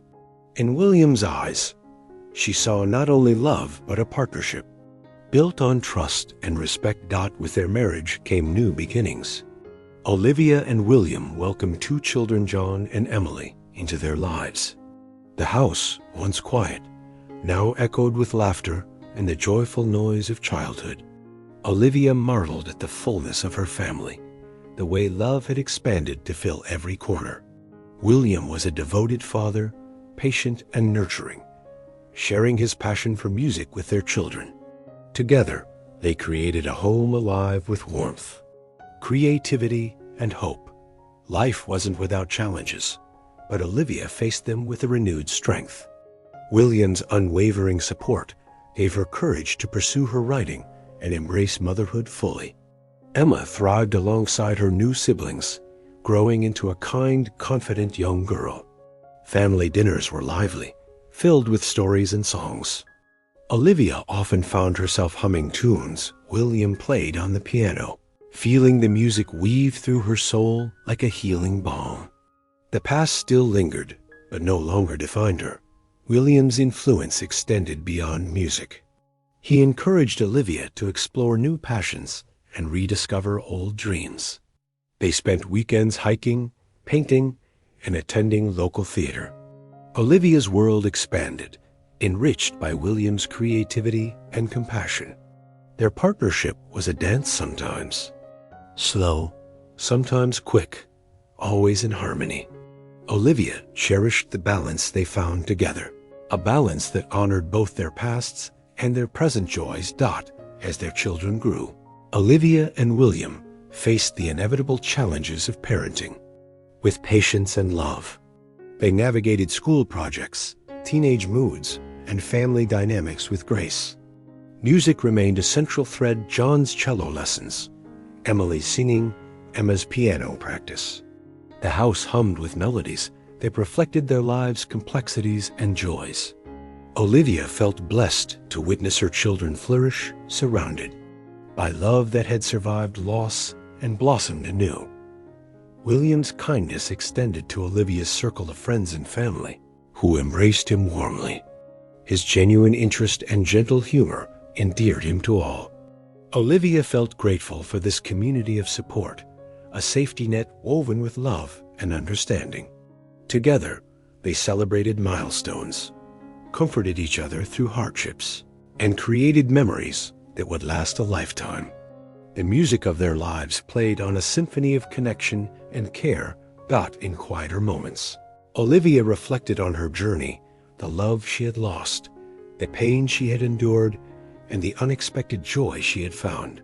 She understood now that healing was not linear but cyclical, a series of crescendos and silences. William's presence had been a key note in her song of renewal. She felt a deep gratitude for the music that had brought her back to life, for the family that had given her strength, and for the love that continued to grow with each passing day. Their home became a place of creativity and expression. Music filled every room, paintings adorned the walls, and stories were shared around the dinner table. Olivia's writing flourished, inspired by the life she now led. William composed pieces that captured their shared experiences, weaving their love into melodies that resonated with their children. Together, they nurtured a legacy of art and affection, a testament to the power of love to heal and transform. Olivia and William faced hardships, including moments of doubt and fear, but they always returned to each other. Their bond was tested, but never broken. Through conversations, shared dreams, and quiet support, they deepened their connection. Olivia learned that love could be resilient and tender at once, a force that could carry them through storms and into calm waters. William's steady hand was a guide, a constant reassurance in an unpredictable world. The children's laughter was a daily reminder of life's beauty. Family outings, music recitals, and holiday traditions became cherished rituals. Olivia felt a profound sense of belonging, a feeling she had once thought was lost forever. William's love was a healing song that played softly beneath the surface of her soul, uplifting and sustaining her. Together, they faced the future with hope and courage, ready for whatever came next. Olivia often thought about James and Peter, the men who had shaped her life in profound ways. She carried their memories with tenderness and gratitude. Her heart was big enough to hold the love she had lost and the love she had found. She understood that life was a mosaic, pieces of joy, sorrow, love, and loss, all coming together to create a beautiful whole.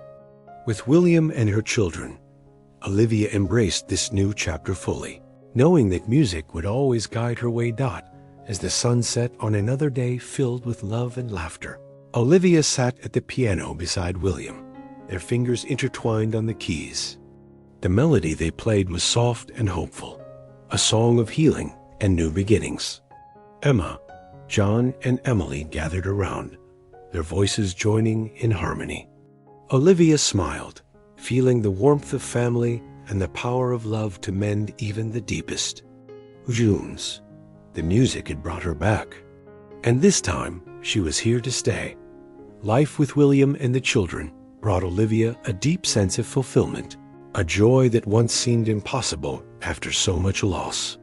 Their home was filled with laughter, music, and the hum of daily life.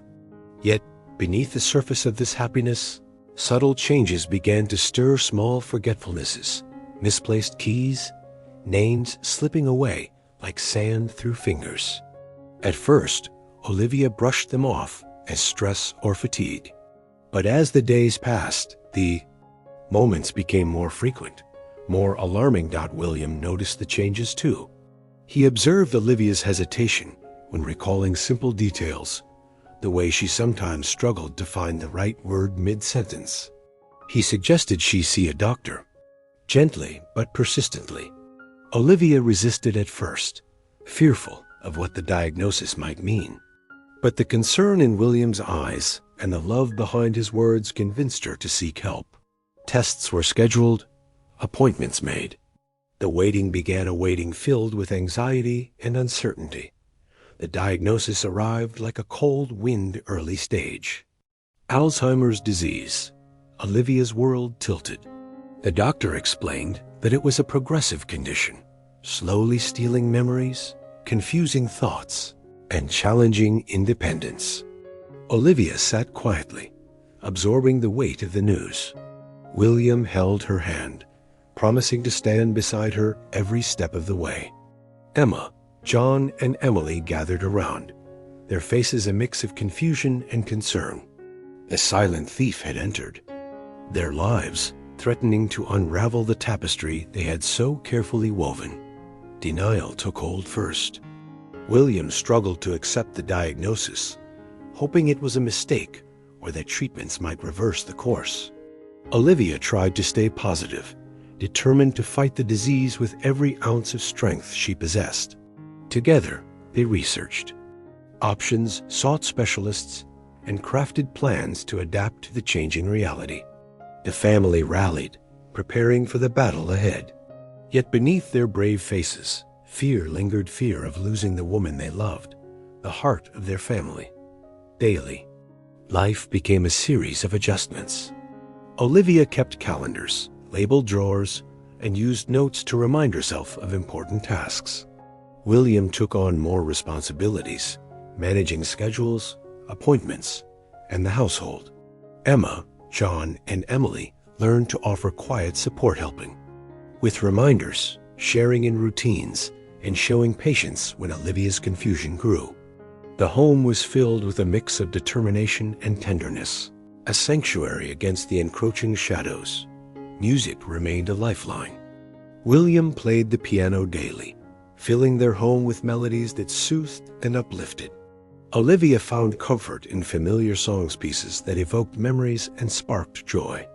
William adapted lessons and family activities around music, using it as a bridge to connect and communicate when words failed. The children joined in, their voices and instruments creating a harmonious backdrop to their shared journey. Through music, they found strength and hope. Olivia's moments of clarity became precious gifts. She cherished the times when her mind was sharp, when she could engage fully with her family and passions. But these moments were punctuated by confusion and frustration. Olivia sometimes felt like a stranger in her own body, grappling with lost memories and unfamiliar surroundings. William's steady presence was a beacon of reassurance, his touch, his voice, his unwavering love a tether to reality. There were difficult days when Olivia's fear and anger surfaced. She resisted help, pushed away loved ones, and retreated into silence. William met these moments with patience and compassion, never forcing, but always gently guiding. He reminded her that she was not alone, that their family was united in love and support. Emma, John, and Emily learned to navigate these storms, offering quiet understanding and gentle care. Together, they weathered the unpredictable tides of the disease.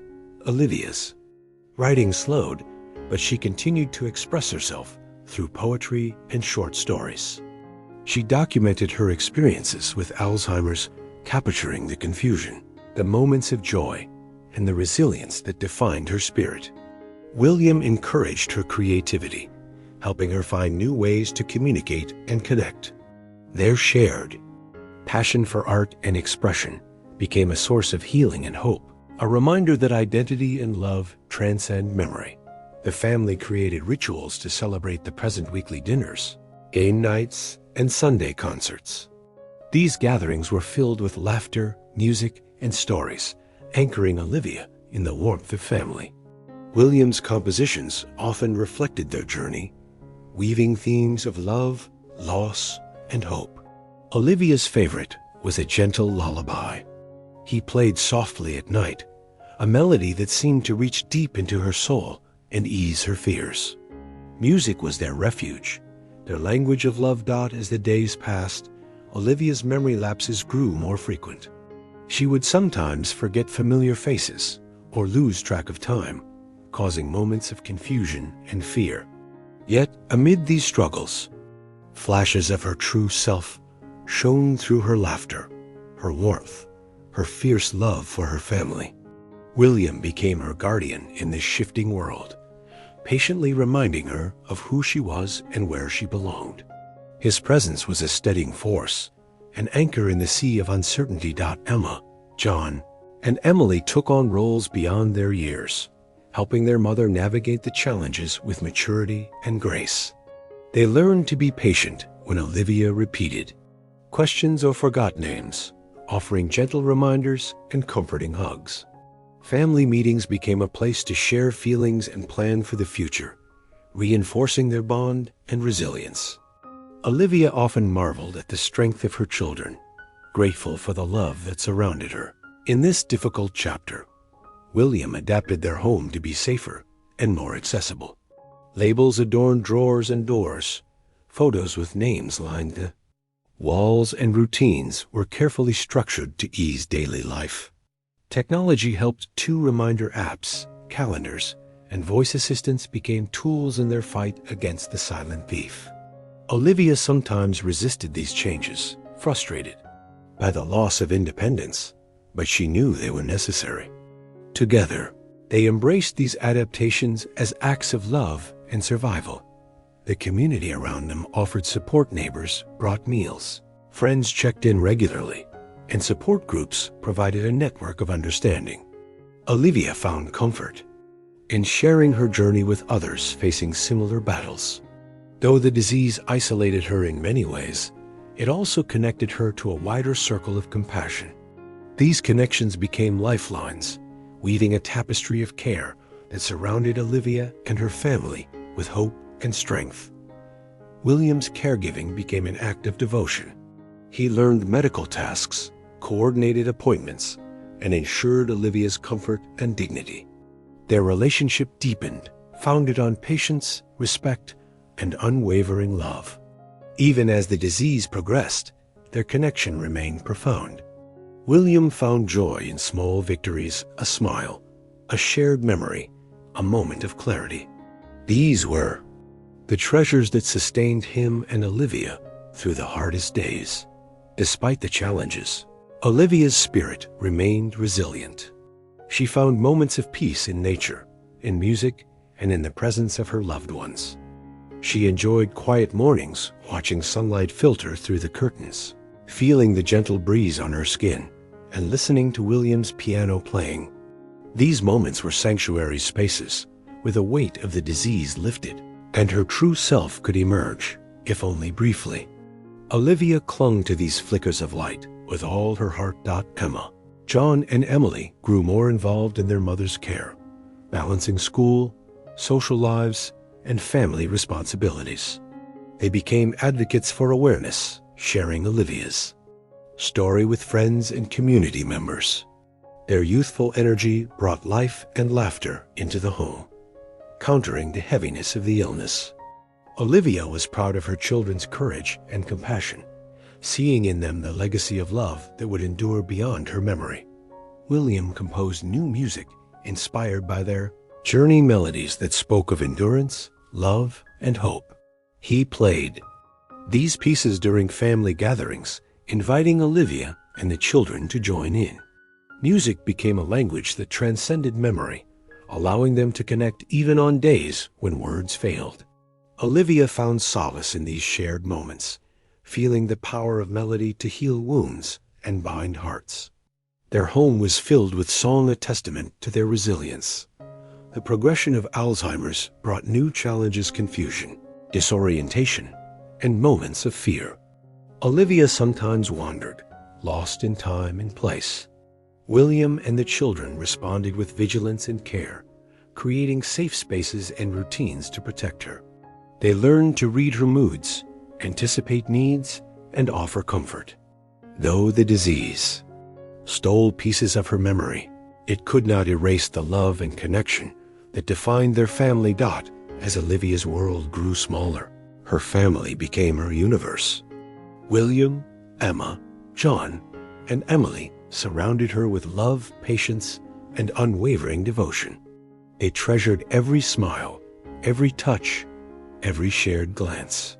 Olivia's journey with Alzheimer's was difficult and heartbreaking, but it was also filled with moments of profound love and connection. Through the silent thief's shadow, the light of family shone brightly, an enduring reminder that love transcends memory and time. As the seasons changed once more, so did Olivia's view of the world around her. Now days blurred into a tangle of remembrance and forgetfulness. Some mornings she woke up smiling, calling her children by name with surprising clarity. But on others, her eyes wandered the room, searching for something or someone that was no longer there. William, who had long become more than just a husband, a caretaker, companion, and guardian, had learned to speak to her without words. He read her gestures, her breathing, her silences. Love, once vibrant and spontaneous, had grown calm, delicate, and quiet. But it was still love. The house gradually transformed. Every door had a photo. Every room had a name. On the walls, family. Pictures spanning all stages of life told a story Olivia could no longer narrate on her own. In every corner, there were handwritten notes filled with care. Today is Tuesday. Emma will be home at 4 p.m. William loves you. The scent of apple tea, her favorite, floated through the mornings. And whenever William played that melody on the piano, the one he had composed just for her, Olivia would close her eyes and smile. She might not remember the name of the song, but she felt what it meant.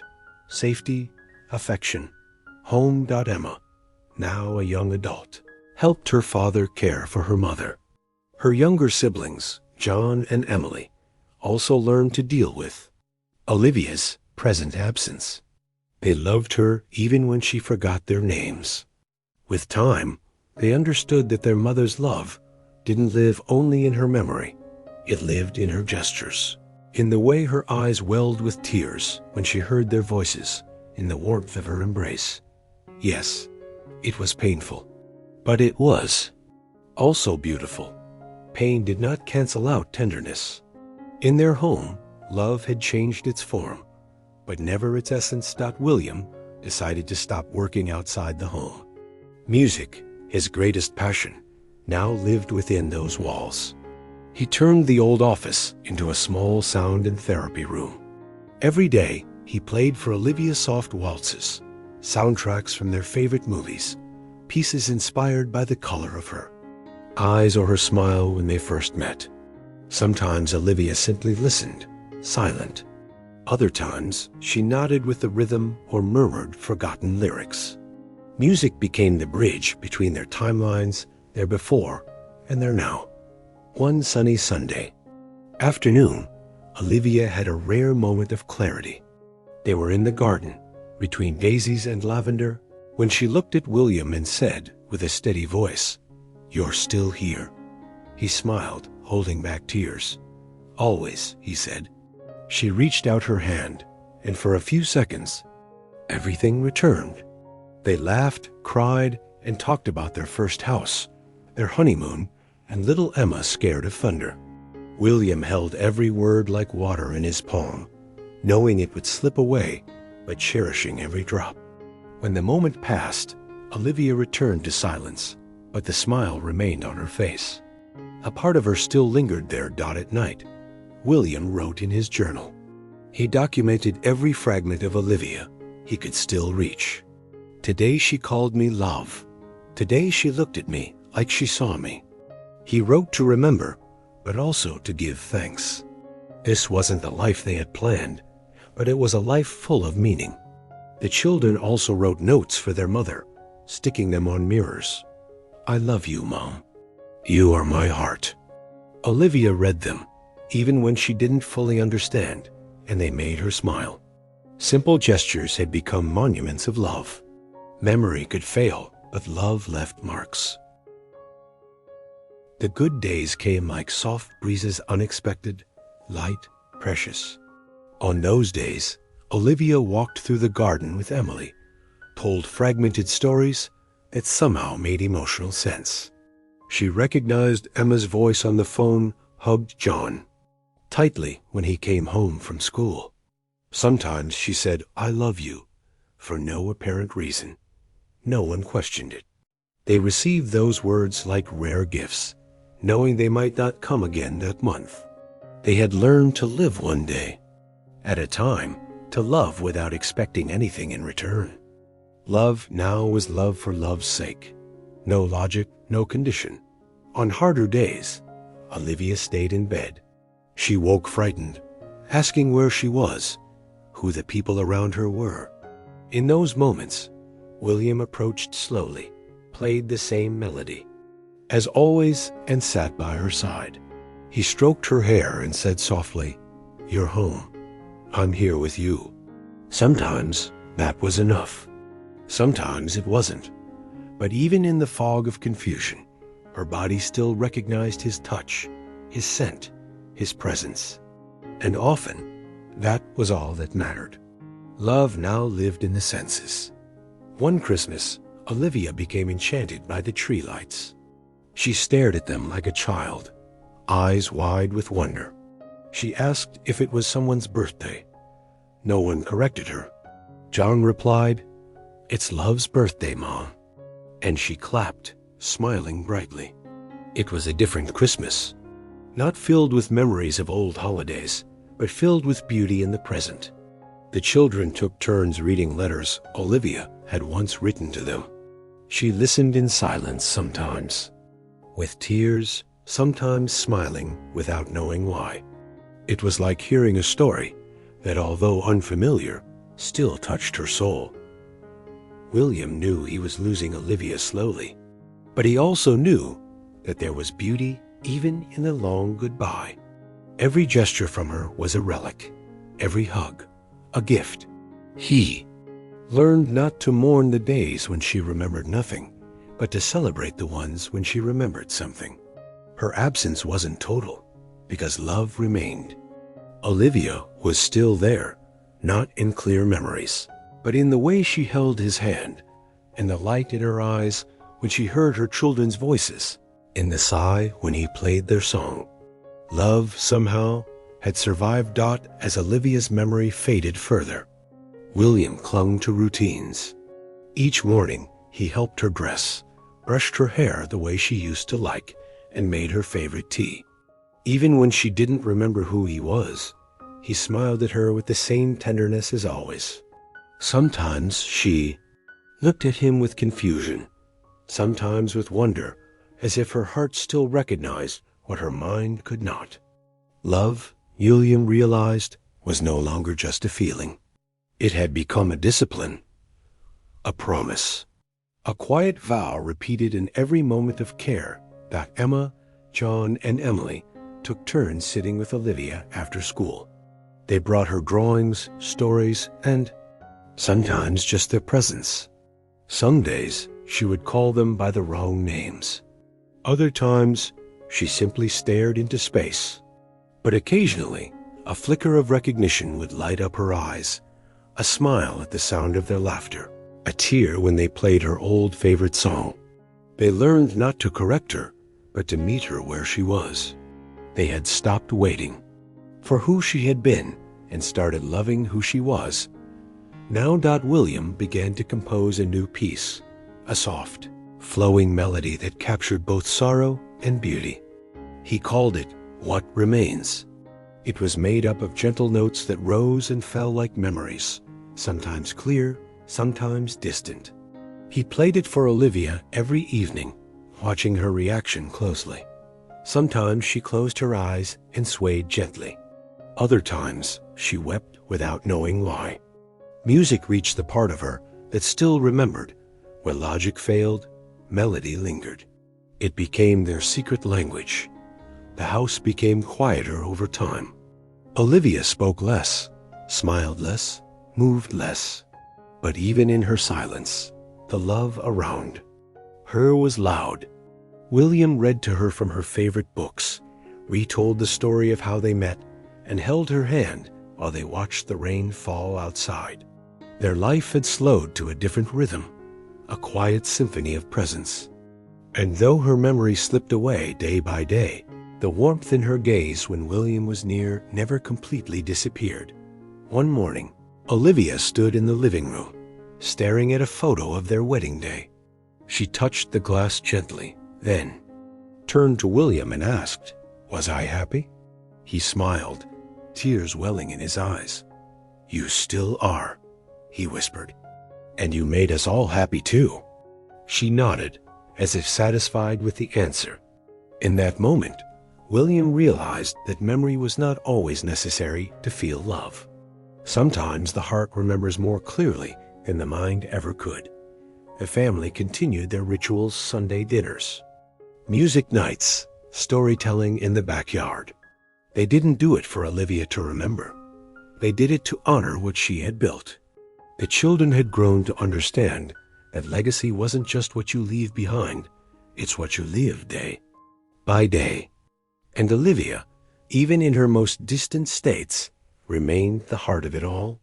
Her presence soft, quiet, fading, was still a light they gathered around Dot. As the disease progressed, Olivia stopped recognizing even the simplest things, her own name, the house she lived in, the children she had raised. But she still reacted to William's voice. When he sang, her face softened. When he held her hand, she leaned into him. She didn't know his name anymore, but something inside her still trusted him, still loved him. William no longer sought to be remembered. He just wanted to be felt. And she did. One autumn evening, as the trees turned gold and crimson outside their window, Olivia had a moment of unexpected clarity. She looked at William, and in a voice both fragile and certain, said, "You stayed." William's breath caught. He kissed her hand and answered simply, "Always." It was the last time she ever spoke a full sentence. But for him, it was enough. It was everything. The final note in a love story that refused to fade, even as memory did Dot in the final months. Olivia rarely opened her eyes, but William still sat by her bedside every morning and every night. He read poems aloud, whispered stories, and played their song on the piano over and over. The children joined in, surrounding her with warmth and music and silence. In those quiet moments, they all understood something sacred, that love does not require recognition. It only requires presence. And when the day came, when Olivia finally took her last breath, her fingers still curled loosely around William's. There was no fear in the room, only stillness, only love. William sang her song softly as her chest rose and fell for the last time. In the background, Emma's voice narrated the words that would close this chapter. My mother forgot everything. Our names, our stories, even herself. But the love she never forgot. And with that, Olivia's story became memory. And memory became legacy. The morning was quiet. Sunlight filtered through the lace curtains, casting golden shapes. On the bedroom wall, the air carried the soft scent of lavender and chamomile. William sat at the edge of the bed, holding her hand fragile, warm, still. He had been there every morning for years, but today felt different. Today, the silence had a weight to it, a hush that wrapped itself around time. Olivia lay peacefully, her chest rising and falling in a steady rhythm. Her eyes were closed, her body calm. She hadn't spoken in days, hadn't opened her eyes in hours, but her fingers, as if remembering him, curled faintly around his. William reached for the old upright piano across the room, the one he had, tuned 100 times. He played the melody, their melody, the one she never forgot. As the first notes drifted into the room, something flickered, a breath, a twitch of her brow, and then a smile, faint, fleeting, but real. William's voice trembled as he sang the words he had written just for her years ago, when she still remembered everything. His voice filled the room, wrapping around them like a blanket, like a promise. The children stood in the doorway. Emma placed a hand on her heart. John wiped silent tears. Emily leaned against the wall, mouthing the words of the song that no one spoke. No one needed to. The final note rang out gently, like a whispered goodbye. And then, with one last breath, Olivia let go. She was gone, but not empty, not forgotten. She had left behind something far greater than memory. She had left behind love. In the creak of the floorboards, in the notes of the piano, in the way William still whispered her name, as if she were standing beside him, in the way, laughter of her children, in every photograph, in every room. Her story had faded from her own mind, but it had taken root in the hearts of everyone she touched. My mother forgot everything. Our names, our birthdays, even who she was. But love she never forgot. If this story moved your heart, don't let it end here. Subscribe now and join a community where love, hope, and second chances come alive with every story. And if someone needs to hear this, share it. You never know how much one story can change a life.